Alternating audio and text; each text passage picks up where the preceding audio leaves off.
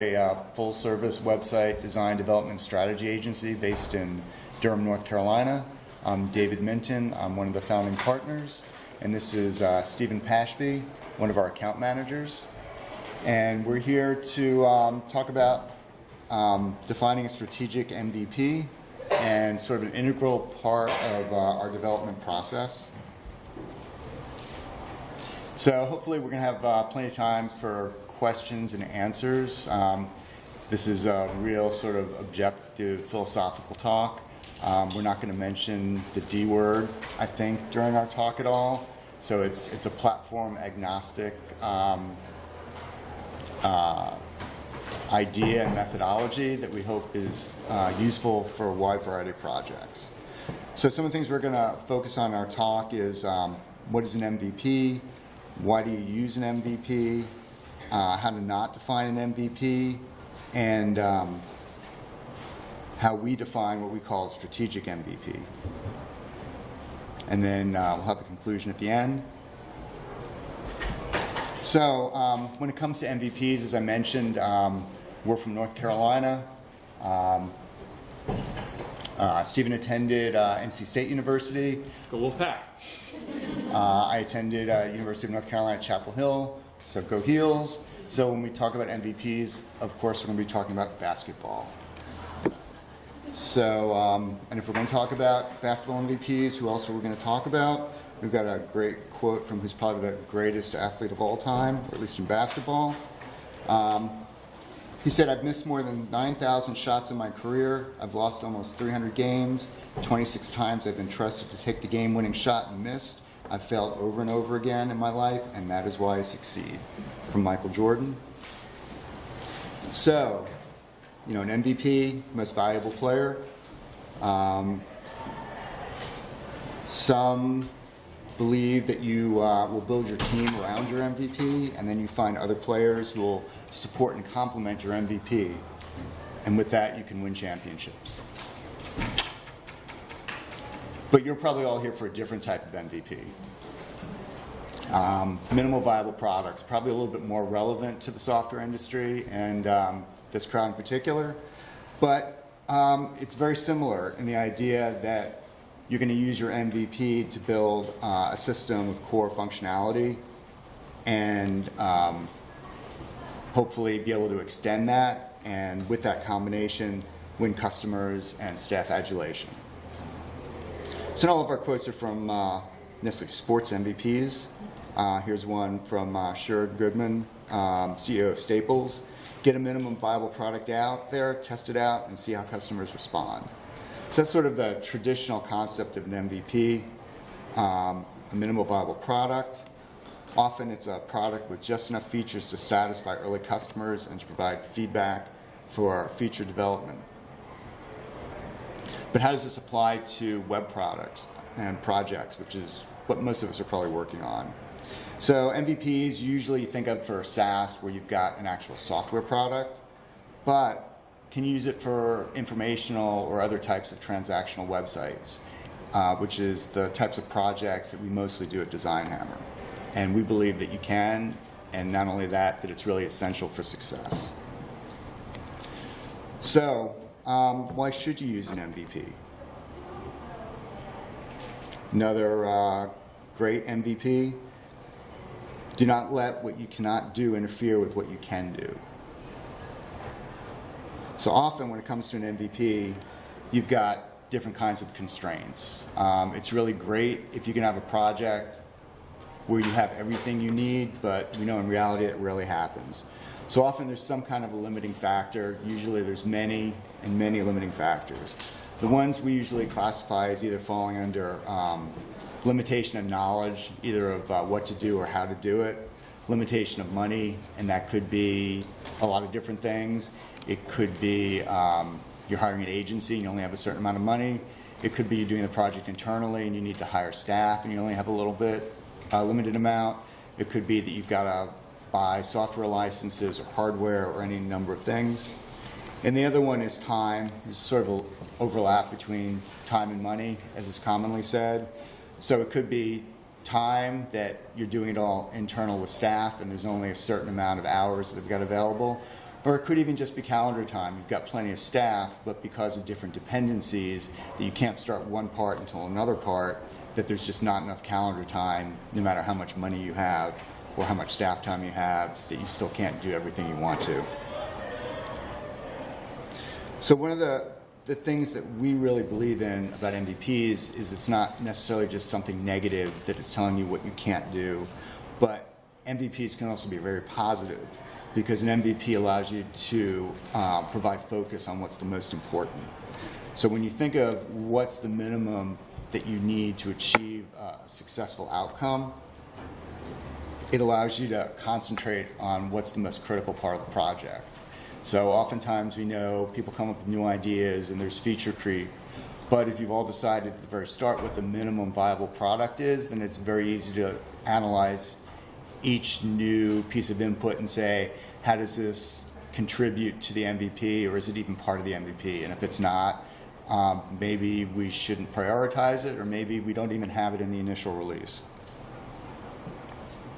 So we feel MVPs aren't necessarily negative. You can always turn a negative situation into a positive situation. So many people think about MVPs, as I mentioned, when you've got a constraint, you don't have enough knowledge, time, or money. We, as I mentioned, feel you actually really always need an MVP. So even if you think you have more than enough time, money, and knowledge to do something, you really should define an MVP from the start. Because if nothing else is a worst case, your budget gets cut, your staff gets reassigned, or some other mandate comes out that has to be included. If you've got an MVP, there's a better chance that you're going to ship, because at least now you have a plan from the start of what's the minimum we can do when everyone isn't in panic mode. So some of the limitations that we talked about to take into consideration, we talked about limited knowledge. So, what do you know before you start the project? What are you going to learn during discovery? And you really know everything you need. And so some of that could be technical. You don't necessarily have all the skills necessary to implement what you want to do. And maybe you have to use some other method.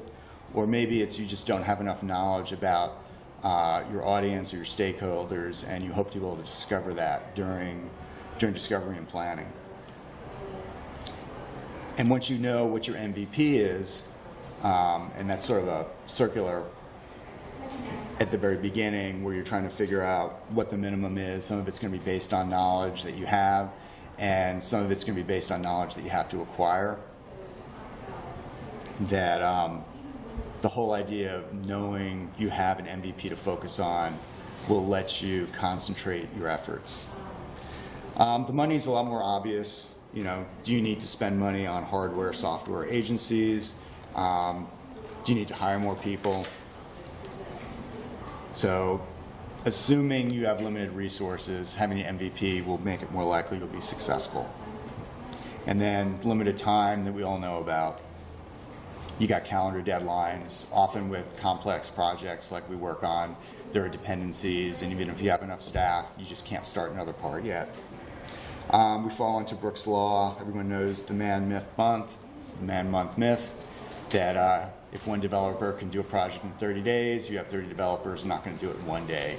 They'll probably get it done in 40 days or 60 days, or more likely never. So that's another reason why it's important to have this MVP, because someone is going to suggest throwing more resources, and it's probably going to make it worse rather than better.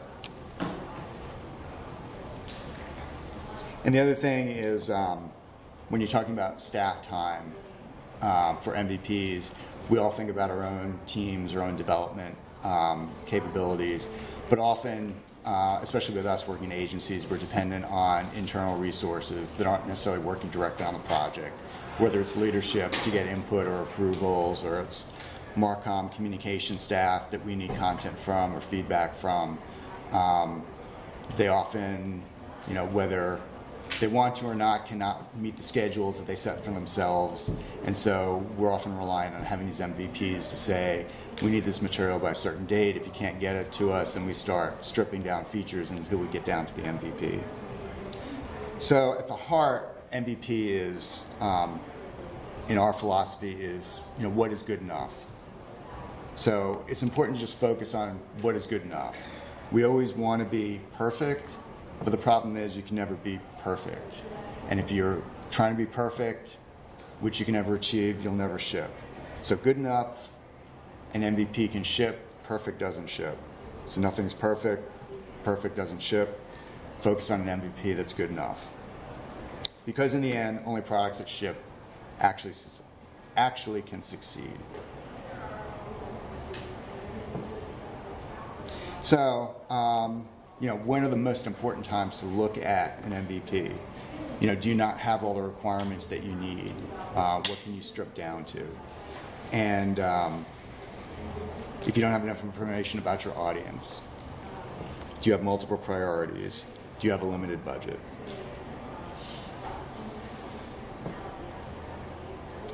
And the one that we run into probably the most, which is the hardest to deal with, is inflexible deadlines. I'm sure everyone here is familiar with that. So then the question is, we've talked about why MVPs are important. Back a slide. Oh. Back a slide. You actually should have mentioned, I've actually posted the slide deck already on the session page on the GovCon website, so sorry about that. So let me hand this off to Stephen, who will now tell you how we approach MVPs and how we feel there's a right way and a wrong way to create an MVP that will lead to a successful outcome. All right, let's see if I got the mic in the right place, more or less. Is that okay for everyone? Awesome. So I figured we'd actually start off with how not to define an MVP. Because there are a lot of, in our experience, we've seen a lot of unsuccessful ways of doing that, either unsuccessful in the short term or unsuccessful in the long term, which is even more concerning. So another sports quote, there's a syndrome in sports called paralysis by analysis. As David said, perfect things don't ship. We want projects that ship, right? We want sites that go up so that they can be useful for the organizations that are using them. So several broad categories of ways not to define an MVP. What the current site does. Current site does these things. That's our MVP. What unrelated sites do. Facebook does this thing. It needs to be in our MVP. What our competitors do. Our competitor does this thing. We should do it. Maybe, maybe not. But it's not a way to define an MVP. Whatever's the new thing, infinite scroll, whatever the new thing is, that's what we've got to do. That's an MVP. We know we have constraints. Let's cut the hard stuff. Cut the complex features. We know we have constraints. I don't use this feature. Let's cut it. All right? These are all poor ideas, and we're going to go into a little bit more in detail. But the current site. So websites, they're kind of living things. They evolve over time, bits are added on, things change, technology changes, the internet changes. There's all sorts of stuff that happens. So what a website is after it's been up for 3 or 5 or 7 or 10 years, it's changed. A lot of technology changes happen. Some of that stuff's been adapted to, tacked on. Some of it probably hasn't. There almost certainly have been changes in the organization's business needs over the course of the site being up. So things that were important and critical when the site was built may not still be true. There are workflows that the staff have that are part of the website. Where those came from, maybe the actual workflows the staff needed, or it could be the technology that the website was built in. You did things in this order because that's what it does, right? And then there might have been previous constraints. This website might have been built in 30 days with $50, and there were a variety of choices that were made that were less optimal than it could have been because of those constraints. So if you focus on the current site, you may not be leveraging the capabilities of what you're building in now.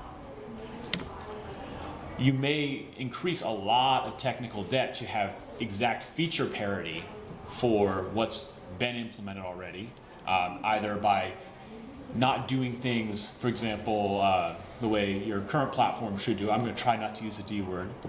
I almost did. Or things that just, they're not relevant anymore. You can repeat the same mistakes. And that's I think, one of the most frustrating things. But really at the core, you're likely solving old problems, not your current problems or your future problems. But Facebook does.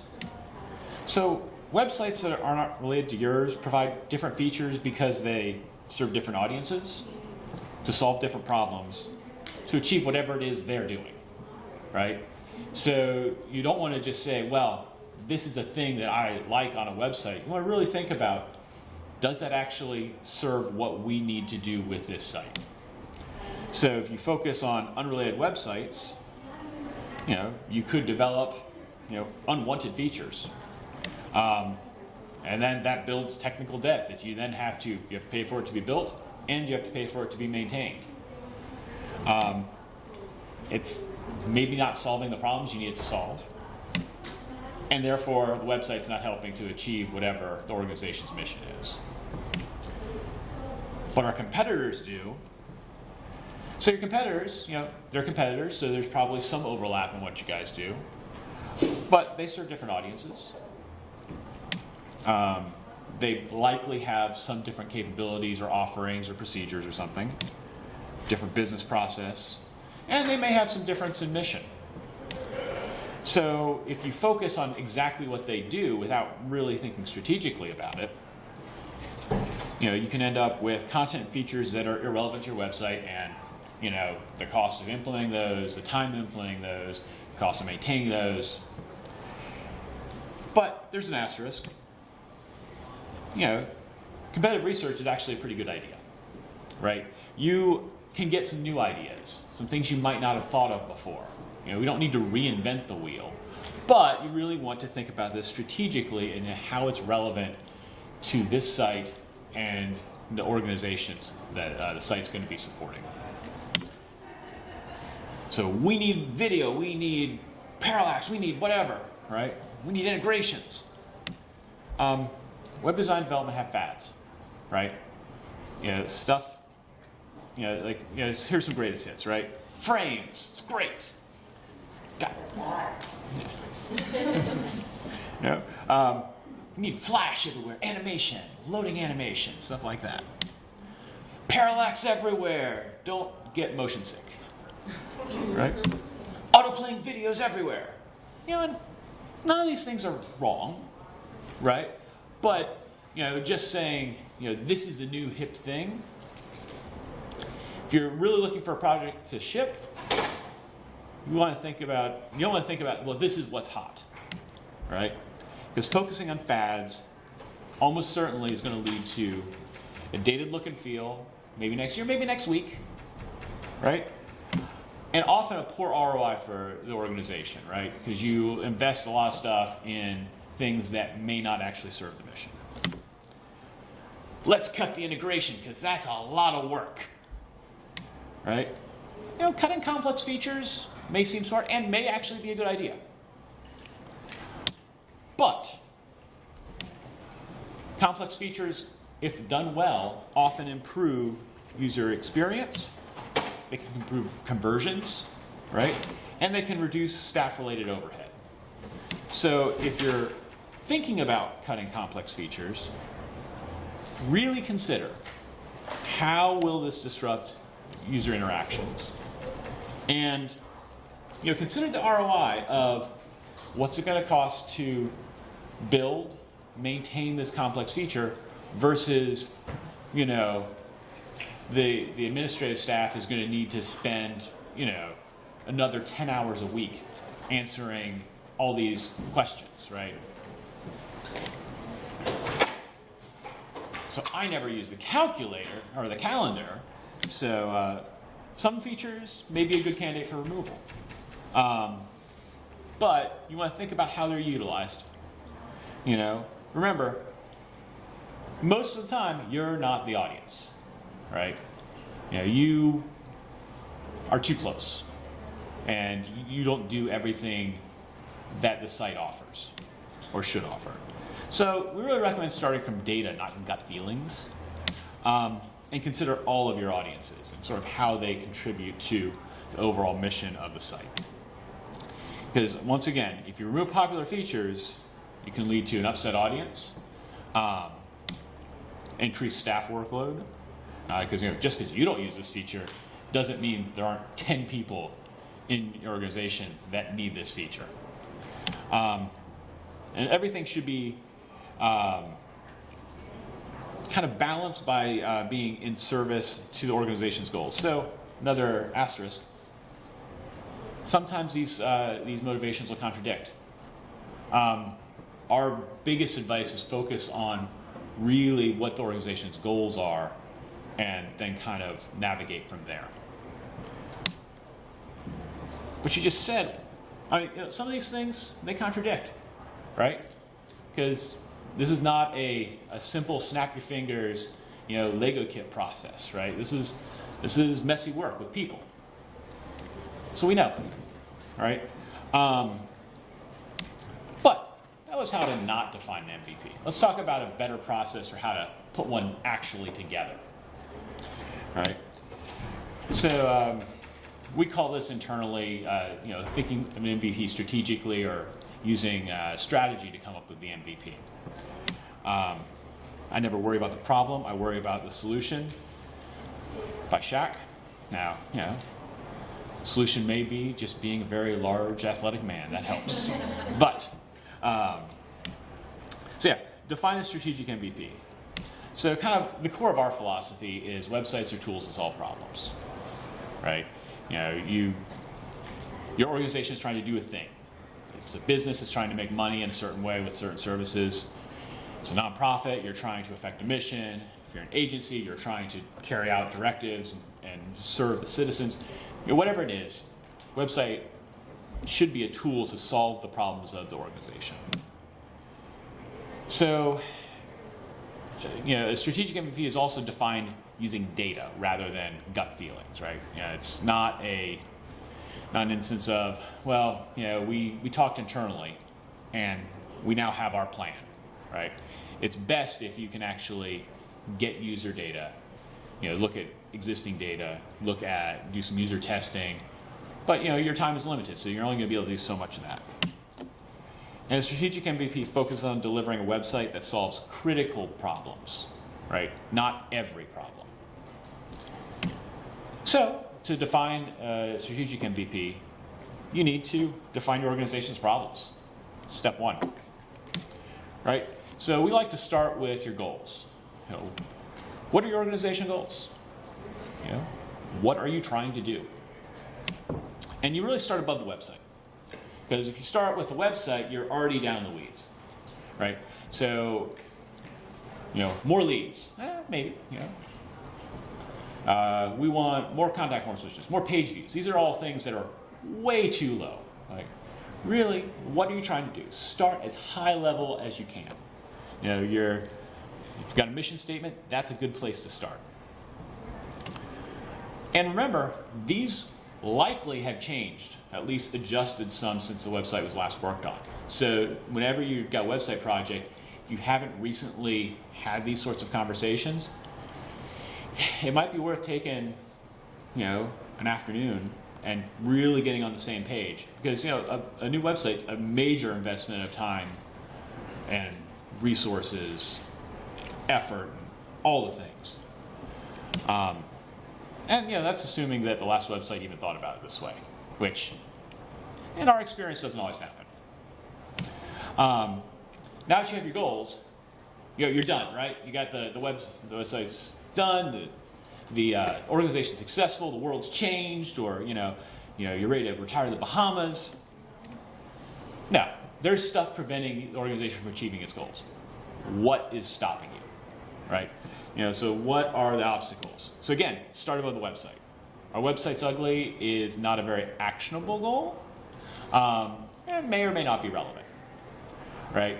You know, we are not reaching our audience, or our audience isn't engaged with us. We are not getting the amount of leads that we want. You know, now we're starting to talk a little bit more low level, but still, it's above the website. Like, what is stopping you from doing it?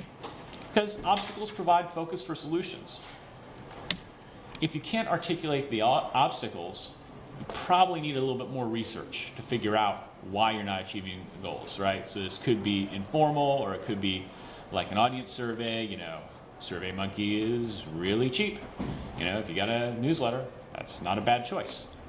You could also do much more involved stuff. Once you've got your goals and obstacles outlined, then we can start talking about solutions that a website or other web technology could do, right? You know, this particular feature, this type of functionality. But for the MVP, we really only want to include features and functionalities that we can tie to particular goals and obstacles, right? It's, again, we don't want to have everything in kitchen sink, because we're trying to really make something that's targeted so it can ship. So you can sort of encapsulate this by what's the minimum feature set that is going to solve the identified problems, right? That's kind of it. And at this point, let's talk a little bit about measurement, right? Really critical to, as you get these solutions and these problems and these obstacles all outlined, that you say, okay, we are identifying some measurable success criteria for each of these things. Because without metrics of success, who knows if this worked, right? You know, and you know, you're almost certainly going to have someone. It's going to be, you know, a client, a supervisor, you know, someone who's going to want to know, so is this website worth it, right? And you know, you might get really good improvement, but if you have metrics, then you can iterate once the project's deployed, right? And you can use this to kind of steer the ship.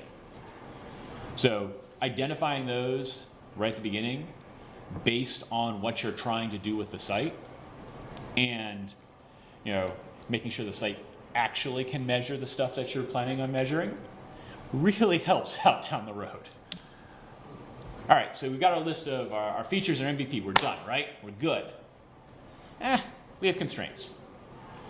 So in order to help us sort of navigate that, take all your features and functionality, prioritize them, one to whatever, right? You know, something is top priority. Only one thing is top priority. Something is next most priority. Only one thing is number 2, so on and so forth. This is a hard exercise, right? But it's really critical, right? Really strongly recommend against just a bucket of must-haves and a bucket of nice-to-haves. Because if everything's a priority, nothing's a priority. If you just have 2 buckets, really likely to end up with a really large must-have bucket and a project that's likely to fail because you have constraints. So do the discipline to make a list, top to bottom. All right, now you've got your list. Now you need to work with your development resources, whether internal, external, to assign some form of estimate to each item, right? It could be an hours estimate, it could be points, whatever you guys use, right? But you need some way of quantifying how much work each thing is, right? More granular the estimate, the better. And then based on your constraints, if it's internal, we estimate these, it's going to be this many days to do this one, this many days to do this one. We have 3 months. Okay, now we can do some math, right? And figure out what actually can be done with the resources you have. Don't forget, it's not just development, right? You're also going to need time for QA. You're likely going to need time for approvals. And you should plan some time for the unknown, because things are going to come up, right? If you don't plan for the unknown, maybe your project will be the one that doesn't have a curveball thrown in there.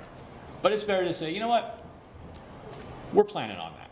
Something's going to go wrong, so we're going to set aside some time. We're not going to schedule too tight because this is going to come. And the most important thing is for us to be able to complete the project successfully and get a successful site up. So you've got your list, you've got your estimates, you figured out where that line is. This is what you can do. All right. Now, determine where the MVP ends and where the nice-to-haves begin. Right? If everything's wonderful, and the stars align, and the sun shines, the rainbows, birds singing, then you have your 50 things on the list. You have time to do 40 of those. The first 20 are your MVP. Great. I also would advise you buy a lottery ticket because I've never seen that happen. Right? Often the initial MVP will not line up with the available MVP will not line up with the available time and resources. Right? So here's where it gets a little messy. You need to basically reduce the MVP to something that you actually can achieve in the constraints you've got. Right? And that could be kind of saying, okay, now that we've got sort of estimates attached to these things, this thing right here, it's number 20. It's going to take a month to do. This thing right here is number 21. It's going to take 2 days to do. That decision to go between 20 and 21, it's a pretty thin one. We can now justify switching that around, right? And then you can actually look at how to get, again, this is to provide clarity to you, to provide focus. You're going to have to make some hard decisions. So you can make those decisions. Awesome. Now you've got something that should be achievable. And then everything else below that MVP line, you have a priority of sort of what order that stuff should be addressed in, right? Some of that might be, prior to the launch of the site. You might get the MVP done. If you're very disciplined, you got a very constrained MVP scope, get that done. And then, okay, let's start picking stuff off of the nice-to-have list so the site is more awesome when we launch it. Or, maybe that you're going to continue and iterate once the site's up.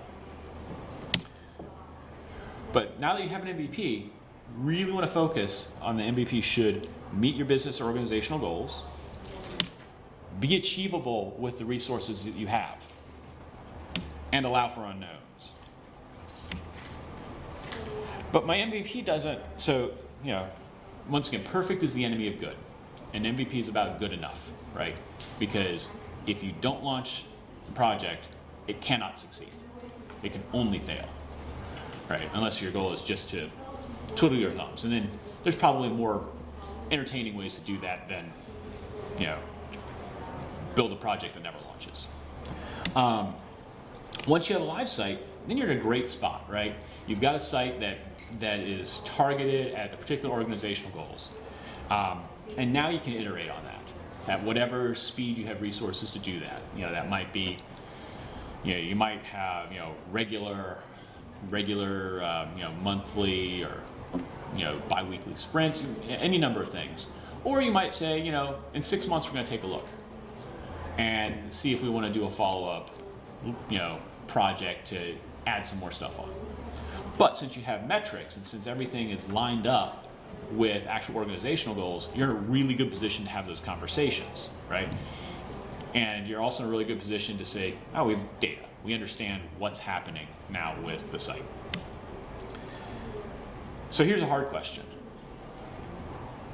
If you really don't have the resources for your MVP, is the project premature? I mean, I can tell you, I do business development. That is not a conversation I love to have when we're bidding on a project. So based on what we understand, we think you need this much to get something that's going to work. You have this much. Because we want to make money, right? We want to do work to make money. So it's really important to at least understand that, there may be situations where the math doesn't work, right? Well, it's always better to have that very upfront conversation and say the math doesn't work.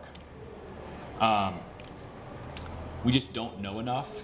We don't have the money, we don't have the staff time, we don't have the calendar time. So we either need to make more time, add more time, money, postpone and cancel the project. But it's better to have those conversations, hard as they are, than to, say, okay, well, we'll just muddle through somehow, because that's how you end up with unsuccessful projects that are late and don't ship, or ship way late, don't work the way that they want to, and nobody's happy there, right? It's terrible for everyone. So this is our our method to try and avoid that. So in conclusion, it ain't over till it's over, to quote Yogi Berra. So we see MVPs as a tool to launch good enough and to iterate to improve. Strategic MVP is a philosophy to align with organizational goals to provide a framework for defining good enough. Right? And you guys are the real MVPs. So thanks. Any questions? Yeah. Just if you have clients who are a little find their goals a little bit based on just sort of knowing that their old product is old, how do you sort of help them define, talk them through settings? Sure. So the question is, since I'm doing it for the recording, how do you help clients whose product is old, or whose only Goals are largely revolve around knowing that their product like is kind of out of date. okay, so their goals are largely around they know their project is out of date, and so that all they want is something new, right? Yeah, that's really common. That's why we really like to focus on those conversations of, okay, yeah, we understand that that's why this project is starting, but let's really take a step back. And we will actually tell folks, if you're not interested in this conversation, we may not be the right firm for you, because we really want a successful project. And to do that, we really want to take that step back. And actually, let's talk about, is this a business? Are you trying to make money? We don't need to know the dollars and cents of how that works, but we need to know what your business model is. How do you get customers? Why do you not get customers that you think you should get?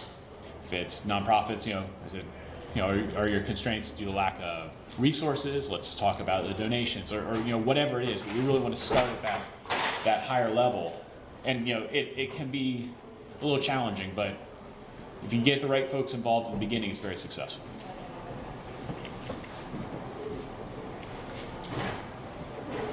Yeah. Do you have any tips on communicating to the customer? I mean, when I say minimum viable product or good enough, instantly people do not want to commit to this. Yeah, I mean, so the question is, any tips for working with a customer who, is a little gun shy of the kind of the implied loss that talking about an MVP or good enough is. So a couple different strategies. It can be helpful if they were involved in a previous web project that didn't go well, which is really common in our industry. So say, well, last time you said everything was required, and it was a nightmare for everyone, and you have a site that you're not happy with.